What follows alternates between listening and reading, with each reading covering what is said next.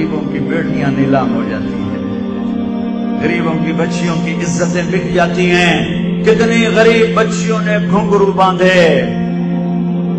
پیٹ کی خاطر، کتنی بیٹیوں نے عزت کو سرے بازار نیلام کیا پیٹ کی خاطر۔ اس کے ماتھے پہ طوائف کا داغ لگا اور اس کو نچانے والا وہی میاں صاحب رہا، وہی چودھری صاحب رہا، وہی شیخ صاحب رہا، وہی سردار صاحب رہا۔ اس کے ماتھے پہ بھی داغ ہے، ان قریب نظر آنے والا ہے۔ جب میرا اللہ آنکھوں سے پردہ ہٹائے گا پھر دکھائے گا کہ طوائف مجرم ہے یا نچانے والا مجرم ہے، گھنگرو باندھنے والی مجرم ہے یا گھنگرو کی چھن چھن سننے والا مجرم ہے۔ بنو اسرائیل میں ایک نوجوان تھا کفل، روزانہ نئی لڑکی لاتا تھا برائی کے لیے۔ ایک رات ایک لڑکی کو لایا 60 دینار، 10 لاکھ روپیہ آج کا پاکستانی۔ کتنی دولت تھی اس کے پاس؟ 10 لاکھ ایک رات، ایک لڑکی۔ کمرے میں بند ہوا، دیکھا وہ لڑکی آنسوؤں سے رو رہی تھی۔ کفل نے کہا بی بی میں زبردستی تو نہیں لایا ہوں، ڈیل کر کے لایا ہوں، ڈیل کر کے ایڈا وڈا رقم بھری ہے تیری۔ آئے اس کی آہ نکلی، انہوں نے کہا کفل طوائف نہیں ہوں، عزت دار ہوں، بھوک نے یہاں پہنچا ہے، عزت بیچ رہی ہوں بھوک کی وجہ سے، طوائف نہیں ہوں، بھوک نے عزت بکوا دی ہے۔ جب مالدار لوگ زکات نہیں دیتے غریبوں کی بیٹیاں بک جاتی، تم اسے طوائف کہتے ہو، میں اسے مظلوم کہتا ہوں۔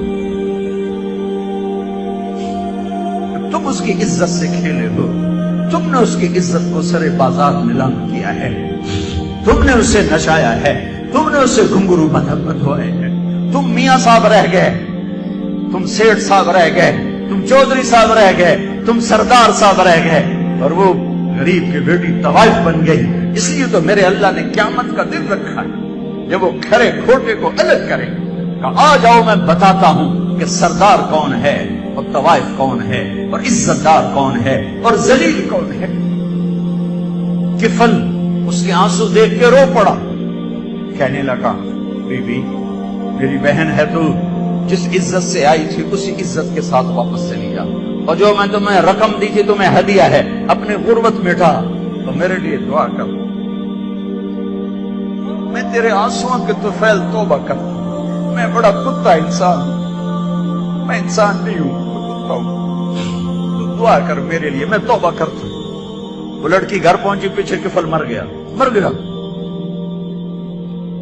کفل کو پتہ ہی نہیں ہے کہ کیا ہونے والا ہے، موت آ گئی۔ یہ ایسا بدکار انسان تھا، کل اگر اس کی میت ملتی تو اس کا جنازہ پڑھنے کوئی نہ تھا، اس کو کندھا دینے کوئی نہ تھا، اس کو غسل دینے کوئی نہ تھا۔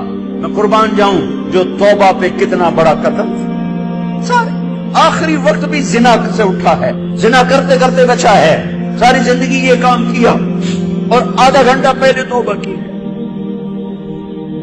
میرے اللہ نے کیا کر دیا؟ ان کے پیچھے موسیٰ ہیں، تمہارے پیچھے محمد مصطفیٰ ہیں صلی اللہ علیہ وسلم۔ دیکھو اپنی طاقت تو دیکھو۔